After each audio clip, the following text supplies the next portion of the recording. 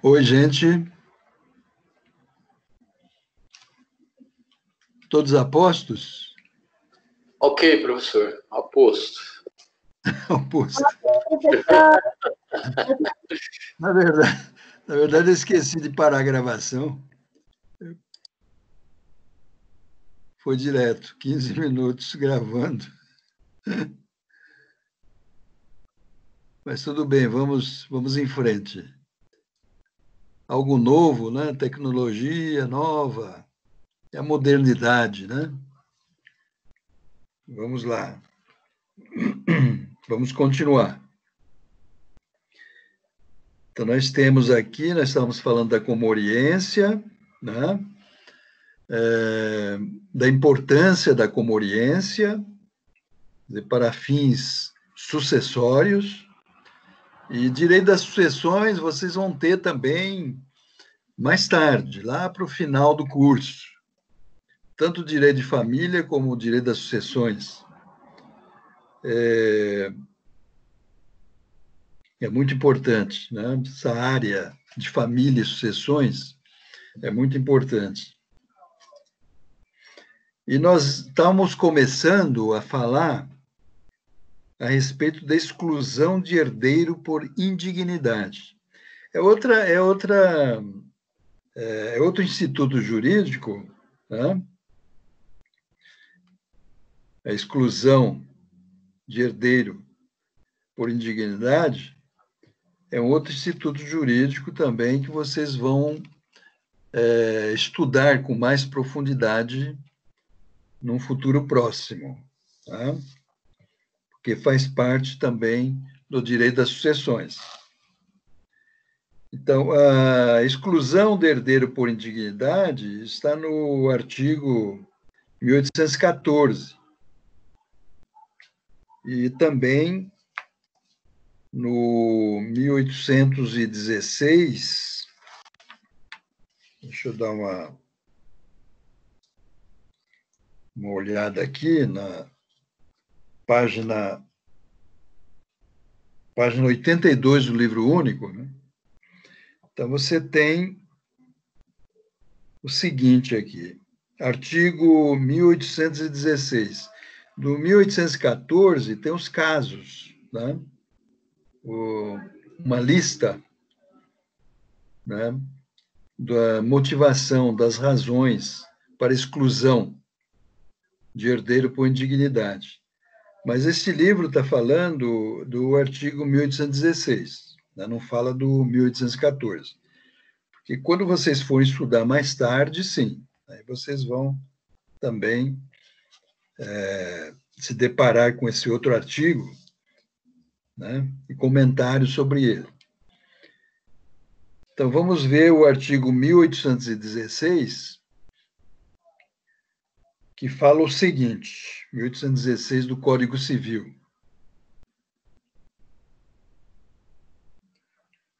Aqui fala, são pessoais os efeitos da exclusão.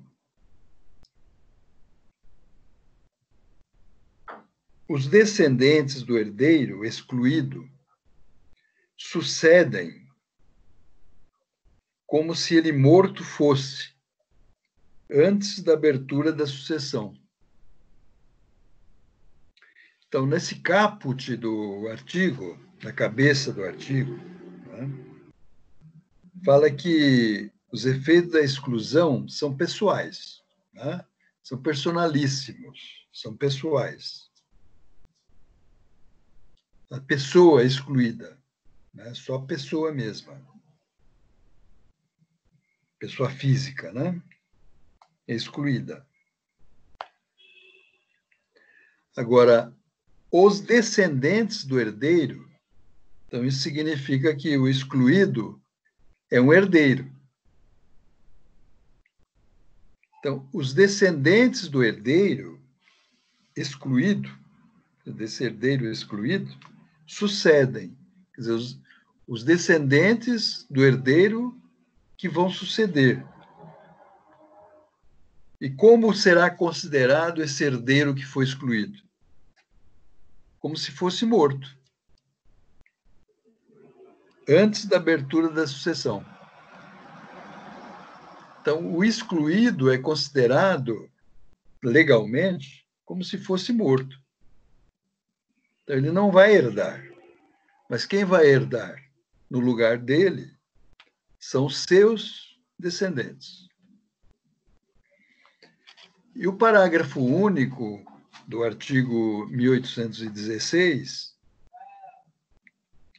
diz o seguinte: o excluído da sucessão não terá direito ao usufruto ou administração dos bens que a seus sucessores couberem na herança.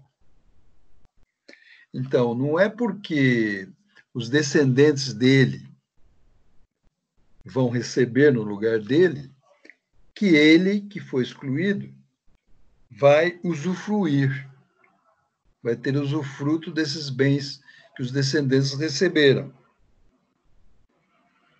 Nem vai poder administrar esses bens. Se ele é considerado como morto, então ele não teria essa condição mesmo.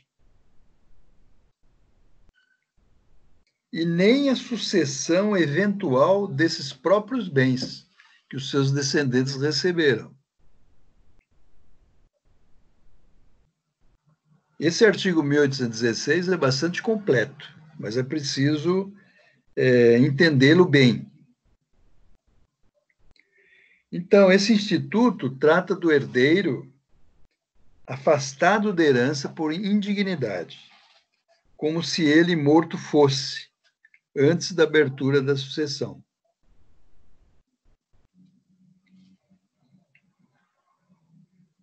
Então, deu para entender, né, que a exclusão atinge apenas o indigno, considerando a lei como se morto fosse, antes da abertura da sucessão.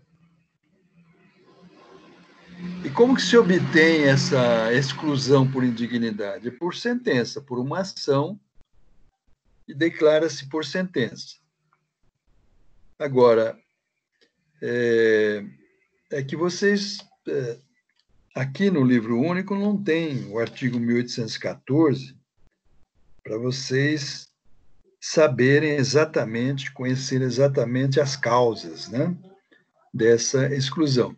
Mas podemos falar rapidamente, para vocês não ficarem em dúvida, né? Podemos aqui pegar o artigo 1814, só para vocês terem uma ideia, né, das causas dessa exclusão por indignidade. Tá? Então, vocês têm aqui 1814. São excluídos da sucessão os herdeiros ou legatários. Legatários são aqueles que recebem por testamento. Que houverem sido autores, coautores ou partícipes de homicídio doloso ou tentativa deste contra a pessoa de cuja sucessão se tratar, seu cônjuge, companheiro, ascendente ou descendente. Então, tá? Pode ter sido um homicídio que esse herdeiro praticou, né, contra essa pessoa, né? O decujus, que nós chamamos, né? O decujus, o morto, né? Que passa a herança. Ou tentativa, né? Tentativa também. Então, essa é uma causa para que haja exclusão, né, desse herdeiro, por indignidade. Ele se torna indigno. Tá? 2, que houverem acusado caluniosamente em juízo o autor da herança, ou incorrer em crime contra a sua honra, ou de seu cônjuge ou companheiro. Também, né, esse herdeiro não teria moral, né, para receber herança, né, das pessoas, justamente da pessoa que ele está maltratando, né? Pessoa que está sendo caluniada por ele, né? Por exemplo. Essa é uma outra causa também de indignidade, de exclusão por indignidade. E o 3 diz que, por violência ou meios fraudulentos, inibirem ou obstarem o autor da herança de dispor livremente de seus bens, por ato de última vontade. Esse ato de última vontade é um testamento, né? Chamado testamento.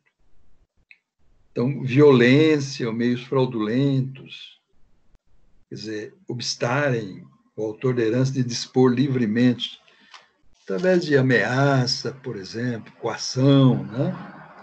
Então, também, né, essa pessoa não teria condições, né, por ser indigno de receber herança. Tá? Então, esse 1814 diz das causas, né, que justamente fazem com que o autor de herança ele não tenha, ou melhor, ele tenha, né, essa possibilidade de excluir por indignidade essa pessoa. Tá? Então, eu quis colocar esse artigo para vocês, para vocês terem uma ideia, que vocês não, como vocês não vão encontrar aqui no livro, né? Só para vocês terem uma ideia. E esse livro está falando da exclusão por indignidade, né? Então, só para vocês terem uma ideia das causas, né, da indignidade. Muito bem. Então, a exclusão só se faz, a exclusão por indignidade, por ação contra aquele herdeiro, né? Aquele indigno, por ação própria. E é declarada a sua indignidade por sentença. Aí sim, ele será definitivamente excluído da sucessão. Agora, sobre a morte presumida, né, que nós havíamos colocado anteriormente, falamos da ausência, né, que é uma matéria da unidade 3, que vocês vão estudar com mais profundidade. Essa morte presumida, né, de acordo com o artigo 1571, parágrafo 1º, é causa de dissolução da sociedade conjugal. Né? Então, é importante a gente fazer uma leitura do artigo 1571, parágrafo 1º. Deixa eu ver aqui, no próprio livro, no próprio código, né? 1571, parágrafo 1º. Então, vamos ver. Parágrafo, deixa eu ver aqui, eu passei aqui. 1571.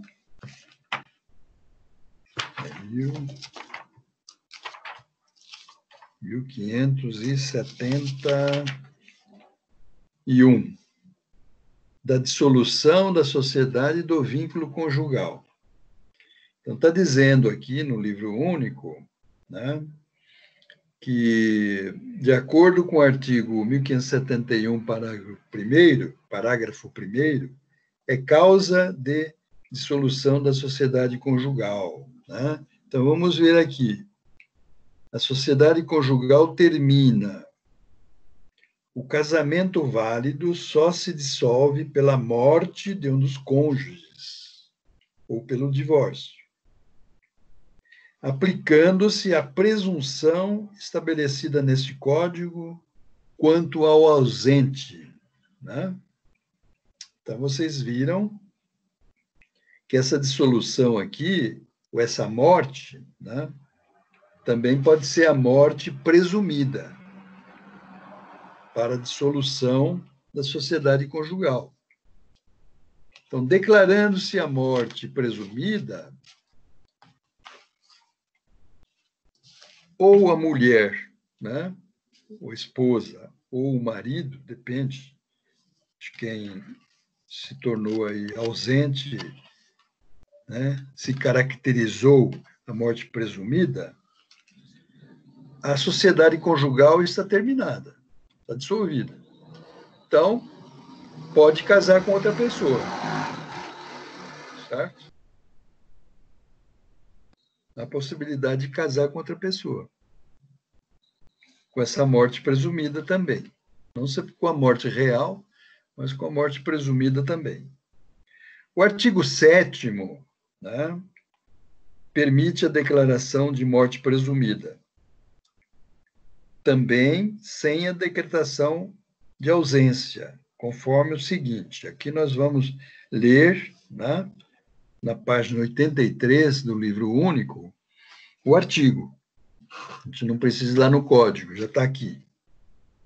Então, já o artigo 7º do Código Civil de 2002 permite a declaração de morte presumida para todos os efeitos, sem decretação de ausência.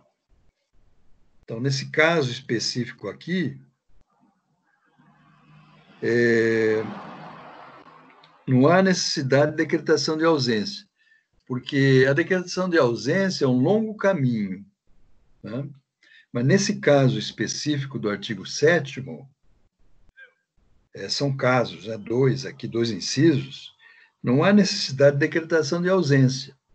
Então, vamos ver como, né, como é possível. O artigo 7º, inciso 1. Se for extremamente provável a morte de quem estava em perigo de vida. Então, perigo de vida, né? No caso, né, talvez caiba aqui, né, aquela questão da morte presumida do Ulisses Guimarães. Vocês devem ter visto em algum lugar, no noticiário, lido, né, ouvido, que Ulisses Guimarães, um grande político brasileiro, ele sofreu um acidente de helicóptero, né? Inclusive a esposa estava junto também, faleceu, os tripulantes faleceram, mas o corpo dele desapareceu, né? Caiu no mar e o corpo dele desapareceu. Então, nesse caso específico, né, é extremamente provável a sua morte. Ele desapareceu, né, procuraram, não acharam, não encontraram, né, o corpo. Portanto, é extremamente provável a morte dele, né? Então, um caso aqui, né, um exemplo, né, que não havia necessidade aí de decretar ausência. É um caso bastante típico.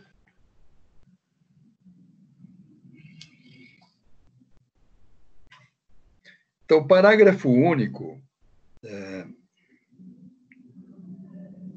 ele diz, não, ainda o inciso 2, que nós não falamos, só falamos do inciso 1.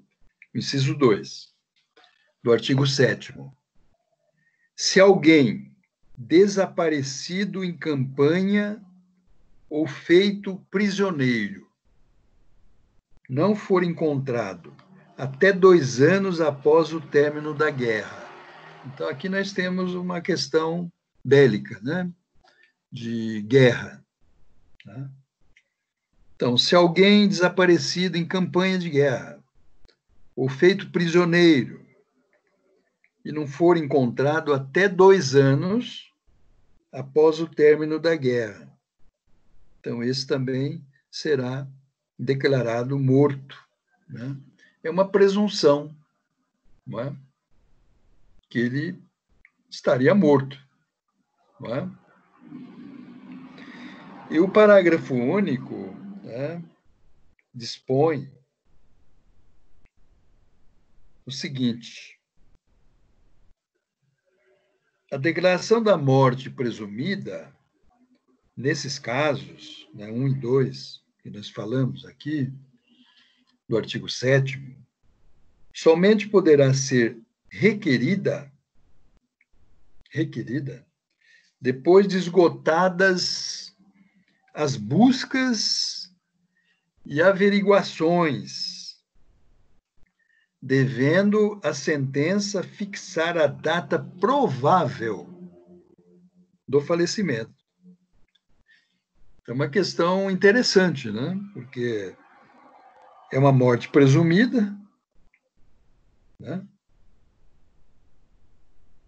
E pode ser requerida essa morte presumida somente depois de esgotadas as buscas e averiguações. Tá? Então, precisa ter esse trabalho também de buscas, né? Oficiais, buscas oficiais, averiguações oficiais, né? E a sentença aí, no caso, que vai ter que ser requerida essa morte presumida, e a sentença vai fixar a data provável, né, do falecimento. Então, aí depende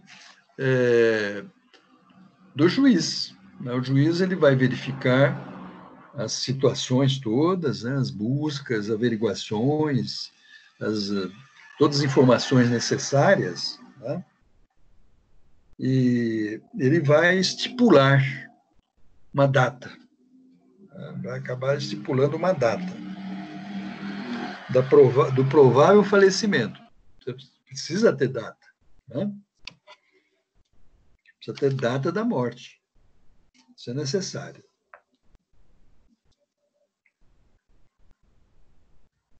Então, dessa forma, para a declaração da morte presumida, deverá ser observado o procedimento de acordo com o que foi definido aí no artigo do Código Civil, né? Então, isso é importante. Bastante importante, né?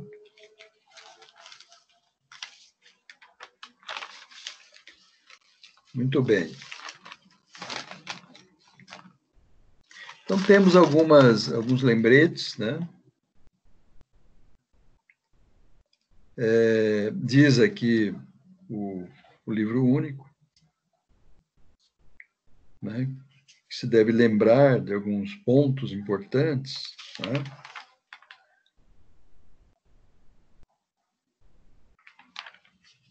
Então, diz aqui: nos casos em que não temos corpo, testemunhas que presenciaram ou possa atestar a morte do indivíduo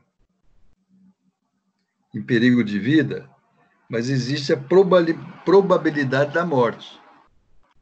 Então, dá para nós termos essa ideia, né? Essa noção, não é? Dessa probabilidade da morte. No caso do Ulisses Guimarães, que nós falamos, né? Então, é bem provável. Mesmo não havendo certeza, mas apenas sua indução, induz-se, né? A lei autoriza ao juiz a declaração da morte presumida, né? Que está aqui na página 84, né?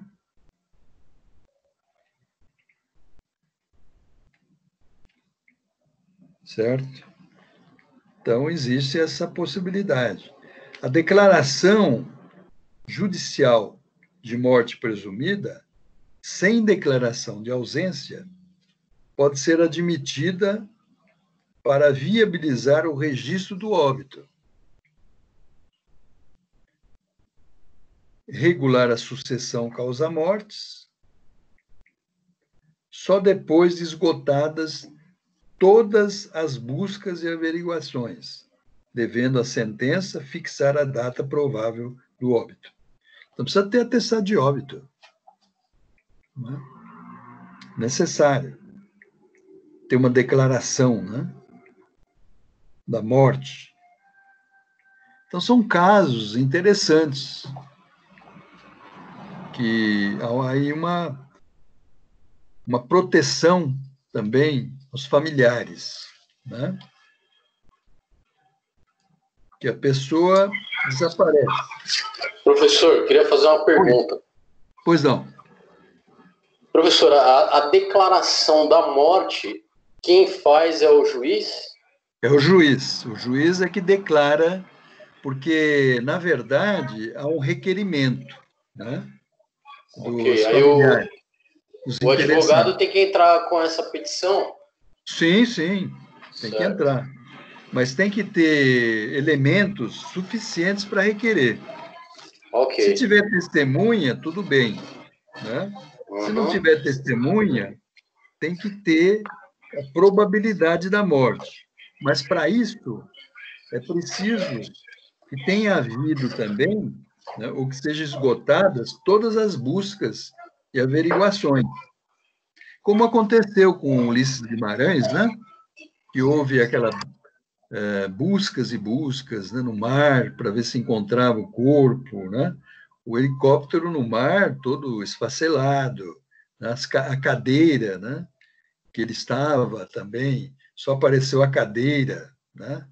A esposa faleceu, estava junto, né? Então, deu para resgatar o corpo. Então, mas dele não foi possível. Então, não é evidente, né? Porque não dá para ver o corpo. Mas são elementos importantes, né? E depois noticiário também, né? Quer dizer, toda a mídia noticiando. Então, no caso dele, foi fácil, né? Não houve grandes problemas. Então, se requereu justamente essa morte presumida, né? Não dava para requerer a morte real, mas a morte presumida. E com todos os elementos possíveis, o juiz, né, então declarou, né, a morte presumida. E aí é possível, né, um registro do óbito. A partir daí, dessa declaração, dessa sentença, é possível o registro do óbito, inclusive a data, né? A data também não seria muito difícil, devido ao acidente que houve, né? A data seria aquela mesa do acidente, creio, né? Que eu não vi a sentença, mas declaração. Mas é provável que tenha sido, né? Certo? Ok, professor, obrigado. Pois não. Uma boa pergunta. Agora, tem outro caso aqui, que é o inciso 2, né, que é interessante também, é o desaparecimento de pessoas que estão em guerra, em campanha militar, né, ou mesmo em revoluções. Tá? Guerra aqui é no sentido amplo. Né? Em guerra, pode ser guerra mundial, pode ser guerras assim esporádicas, territoriais, né, regionais, em revoluções também, né? A declaração de morte presumida é produzida, né, se o procurado não for encontrado até 2 anos após o término da guerra. Então, quando fala que procurado não for encontrado, significa que houve procura, né?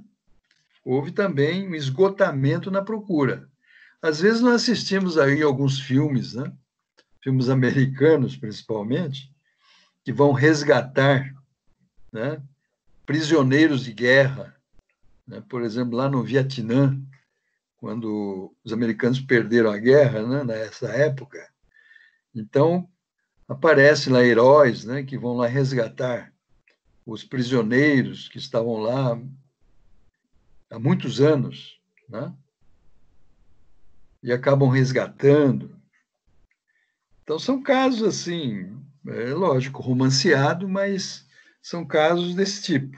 Né? E o nosso código, ele dá um prazo, né, limitado, né? Dá um prazo de 2 anos após o término da guerra, né? A pessoa, logicamente, pode ter sido prisioneira durante a guerra, né? Durante a guerra. Não no final da guerra, às vezes no início da guerra, né? Mas terminada a guerra, o código, o legislador achou por bem dar um prazo de 2 anos, né, após o término da guerra, para procurado ser encontrado. Né? Então, 2 anos é um tempo importante, né? Um tempo razoável. Né? Porque, na verdade, se desconhece, né, a realidade, se desconhece o que realmente aconteceu. Muito bem. E o óbito? O óbito tem assento em registro público. Né? Então, o óbito ele tem assento em registro público, certo? Aqui nós temos o artigo 9º, 1 do Código Civil, né? Artigo 9º, 1 do Código Civil, mas aqui não tem, mas eu vou fazer a leitura. E a declaração de morte presumida também deverá ser registrada. Quer dizer, a declaração de morte presumida é um tipo de atestado de óbito também. Né? Então, nós temos aqui no artigo 9º, vamos ver aqui, se nós encontramos o artigo 9º,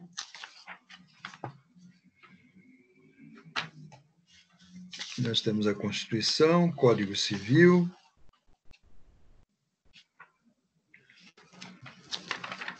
Vamos ver aqui. Código Civil. Artigo 9º. Serão registrados em registro público, inciso 1, os nascimentos, casamentos e óbitos. Tá? Então, os óbitos, eles são registrados em registro público.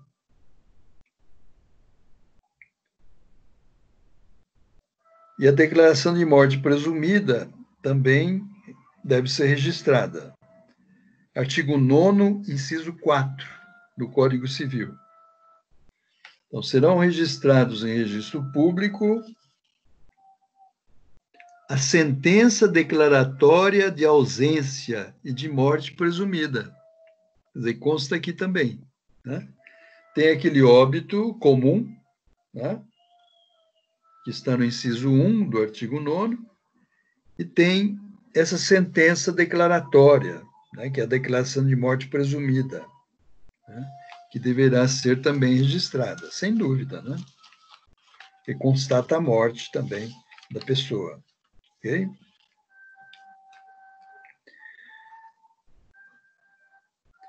Então, existe também a declaração de morte presumida com declaração de ausência. Tá? Aí já é outra situação.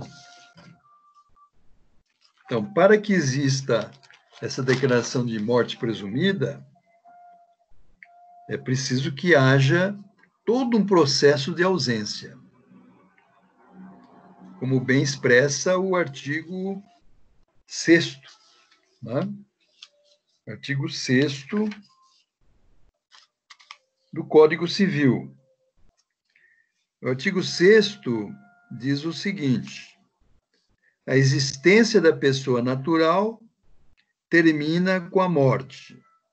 Presume-se esta quanto aos ausentes, nos casos em que a lei autoriza a abertura da sucessão definitiva. Então, tem todo um procedimento aí, né?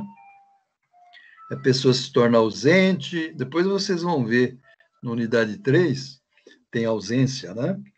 É o Instituto da Ausência. Você tem um edital, né? Vários editais para conhecimento público. Esse espaço de tempo para ver se o ausente retorna, né? Mas não retornando nesse espaço de tempo dos editais, se entra com a sucessão provisória, né? Sucessão provisória, certo? Então, a sucessão provisória tem aí um prazo praticamente de 10 anos, né? 10 anos. Então, se a pessoa desapareceu, não apareceu, né, durante todo esse tempo, então se tem a sucessão definitiva, certo? Aí realmente há a sucessão definitiva, né? Então existe um prazo muito largo, né, em relação à declaração de ausência, para se declarar a ausência, tá? Agora, existem situações, né, interessantes nessa ausência. O retorno do ausente, uma questão, né, interessante. O retorno do ausente. Então, se ele regressa até 10 anos da sucessão definitiva, né, tem o artigo 37 aqui, que fala sobre isso, né? Impõe aos sucessores a devolução dos bens no estado em que se encontram. Tá? Se os sucessores simplesmente alienaram esses bens, porque passaram esses anos, né, todos, eles alienaram de boa fé. Não é? Então, o ausente ele só vai adquirir os bens que estiverem com o sucessor naquele momento em que ele reapareceu. Tá? Então, nós temos aqui, eu vou ler aqui o artigo 37, né? Vamos ver o artigo 37 para vocês.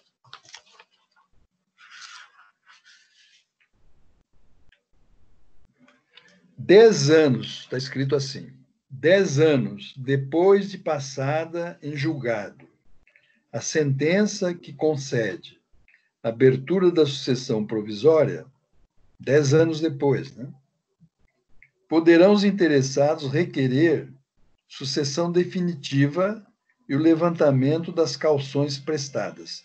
Cauções prestadas são justamente garantias, né, prestadas. Certo? Pode-se requerer a sucessão definitiva também, tem esse ponto aqui importante, né? Olha só, pode-se requerer a sucessão definitiva também, provando-se que o ausente conta 80 anos de idade e que de 5 datam as últimas notícias dele. Também nesse caso, já promove-se a sucessão definitiva. Porque, contando com 80 anos, né, e as últimas notícias foram há 5 anos atrás, quer dizer, decorreram 5 anos sem ele aparecer, provavelmente, quer dizer, presumidamente, né, ele pode estar morto. Né? Então, existe a possibilidade de se requerer a sucessão definitiva também. Ok? Então, essa é uma matéria bastante interessante que vocês vão ter mais tarde, né? Na unidade 3. Ok?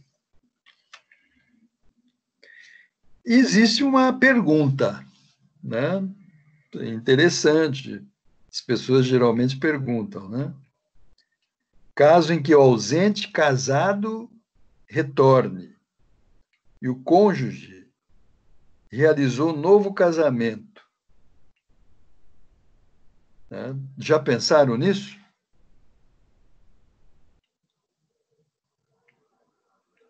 Que o ausente casado ele retorna e o cônjuge já realizou um novo casamento.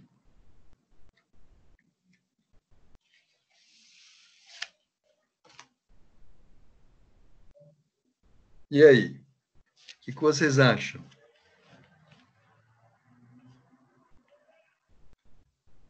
O que vocês acham, gente? Professor, eu acho bem complicado aí, tem várias possibilidades. Acho que uma delas é o anulamento do casamento, né? Se ele requerer novamente aí ser Mas reconhecido, né? será que é possível anular? Porque já se A não passaram então, a não ser que ele requeira ser anulação. reconhecido como não ausente, né? Agora, se ele deixar como ausente, aí já É, era. aí ele é considerado ausente já, foi declarado ausência, né? Então, E atualmente, se ele é declarado ausente, né, se retirou de casa, a pessoa que é separada de fato, né, também tem possibilidade de se casar, né, quando é separada de fato. Hoje, qualquer pessoa pode se divorciar também, né? Não precisa de tempo suficiente para o divórcio. Então, hoje tem várias possibilidades, né, de um casamento mais rápido.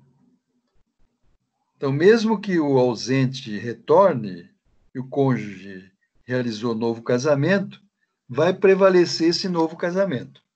É como se ele tivesse separado mesmo, né, tivesse sido divorciado. Tá? Então, portanto, se declarado ausente, né, tempo suficiente para que o outro cônjuge possa se casar novamente. Né?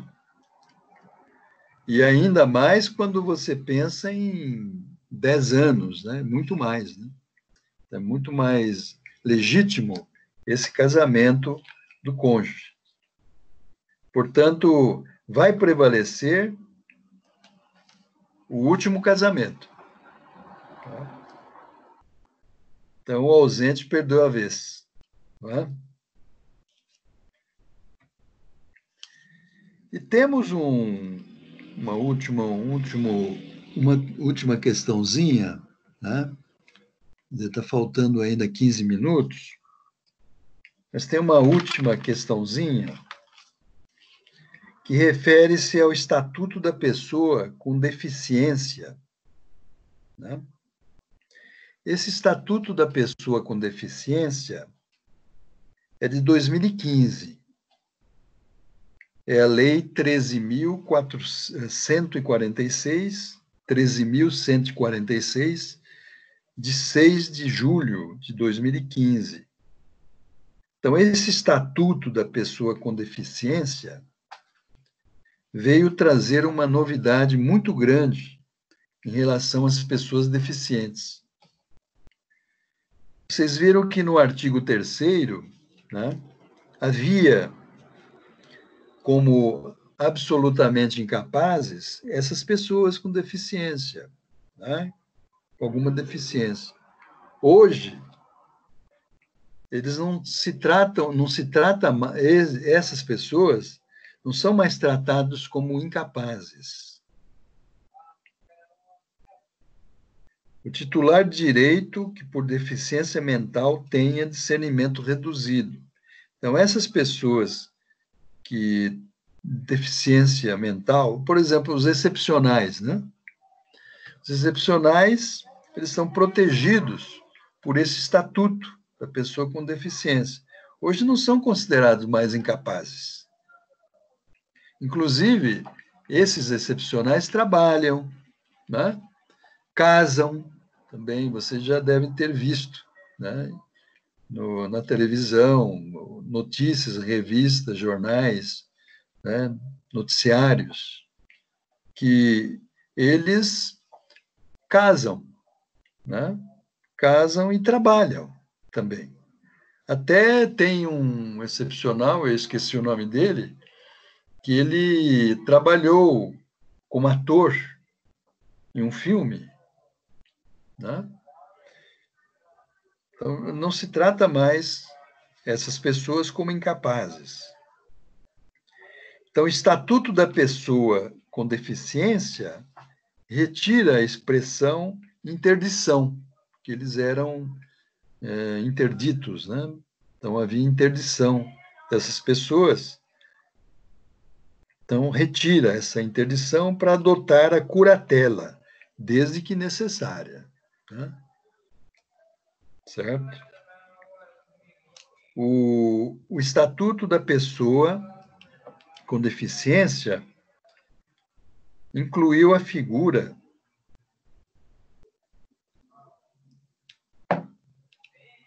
tomada de decisão apoiada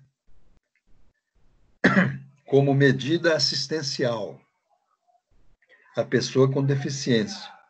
Está no artigo 1783-A. É matéria também de direito de família, mas é importante considerar, né, que esse pessoal não é mais considerado incapaz, absolutamente incapaz.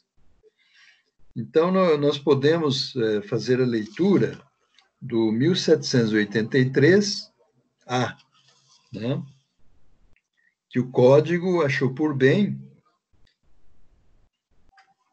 colocar aqui, que o legislador, né, achou por bem colocar aqui no Código, né, como um instituto jurídico também. É artigo 1783, 1783, aqui, ó. 1783-A. É um capítulo aqui do Código Civil da tomada de decisão apoiada. Né? E o artigo fala o seguinte, o artigo 1783-A. A tomada de decisão apoiada é o processo pelo qual a pessoa com deficiência elege pelo menos duas pessoas idôneas com as quais mantenha vínculos e que gozem de sua confiança para prestar-lhe apoio na tomada de decisão sobre atos da vida civil. Né? Interessante, como se fosse um apoiador, né? Como se fosse um conselheiro. Né? Fornecendo-lhes os elementos e informações necessários para que possa exercer sua capacidade. Então, dar dicas, né? Apoiar essas pessoas, né? Dar apoio com informações, né? Com elementos importantes, necessários, para que possa exercer a sua capacidade. Então, vocês estão vendo que existe aí um instituto, né? Bastante importante, quer dizer, com o Estatuto da Pessoa com Deficiência, né, de 2015, veio justamente a tomada de decisão apoiada no Código. Né? Está no Estatuto também. Mas o Código absorveu, né? O Código brasileiro, civil brasileiro, absorveu com esse nome, com essa denominação, tomada de decisão apoiada, que consta, né? Que consta no Estatuto, né, da pessoa com deficiência. Diz aqui, depois tem os parágrafos todos, né? Na verdade, são 11 parágrafos. Então, você tem o caput, no 1783-A, e tem os 11 parágrafos. Né? Por exemplo, como formular o pedido, né? de tomada de decisão apoiada.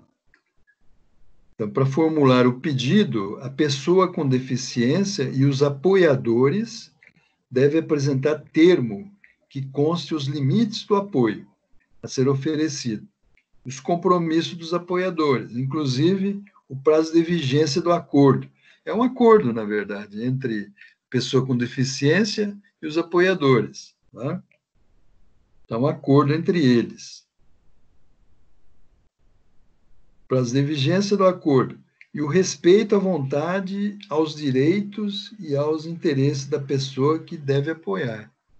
Quer dizer, não é que os apoiadores eles vão forçar alguma coisa, pelo contrário. Os deficientes, esses, eles vão colocar, inclusive, a sua vontade. Né? Os apoiadores vão aconselhar e vão informar. Né? Então, realmente é uma atividade, né, de bastante responsabilidade. E o parágrafo 2º, ele diz que o pedido de tomada de decisão apoiada será requerido pela pessoa a ser apoiada, com indicação expressa das pessoas aptas a prestarem o apoio previsto no caput desse artigo. Então, esse pedido aí é requerido pelo deficiente, né, pela pessoa a ser apoiada. Né? Eles evitam, na verdade, está se evitando falar em deficiente. Né? Certo? Está evitando, né, se falar em deficiente. Por exemplo, você é uma pessoa deficiente. Né? Está se evitando falar dessa forma. Né? Você é uma pessoa com deficiência, isso ele sabe. Né? Não há necessidade de falar. Tá? Mas é um estatuto próprio para essas pessoas. Então, você tem aqui o parágrafo 3º. Antes de se pronunciar sobre o pedido de tomada de decisão apoiada, o juiz, assistido por equipe multidisciplinar. Então, o juiz não vai deliberando assim, sem mais nem menos. Né? Então, ele vai ser assistido por uma equipe multidisciplinar. Disciplinar pode ser, além de advogados, né, psicólogos, pedagogos, né, psicopedagogos, assistentes sociais. Né? Então, várias áreas, né? Pessoas de várias áreas, né, que vão assistir o juiz.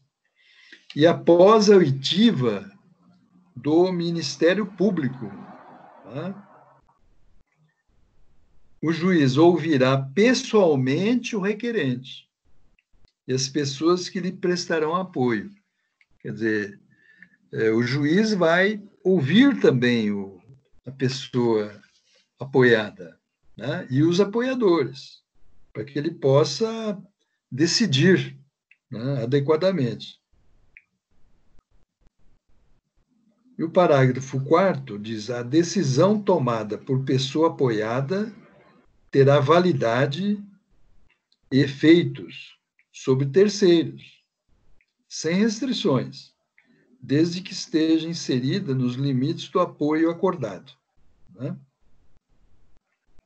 De acordo com o apoio acordado. 5º, terceiro com quem a pessoa apoiada mantém a relação negocial. Quer dizer, existe aqui a possibilidade da pessoa apoiada estar negociando também, né? Fazendo algum negócio também. Então, terceiro com quem a pessoa apoiada mantém a relação negocial pode solicitar que os apoiadores contrassinem o contrato ou acordo, especificando por escrito sua função em relação ao apoiado. Então, a apoiada pode assinar e os apoiadores também. Tá? E artigo 6º, em caso de negócio jurídico que possa trazer risco ou prejuízo relevante, havendo divergência de opiniões entre a pessoa apoiada e um dos apoiadores, deverá, quem vai resolver isso? O juiz, ouvindo o Ministério Público, decidir sobre a questão. Né? Pode haver conflito também. Né? Pode haver conflito. Certo? Bom, faltam 5 minutos para nós terminarmos. E essa questão da tomada de decisão apoiada também está no direito de família. Né? Mas foi mencionado aqui o Estatuto das Pessoas com Deficiência, né? Certo? E eu quero, em primeiro lugar, parabenizá-los, né? Por vocês estarem firmes aí, tá?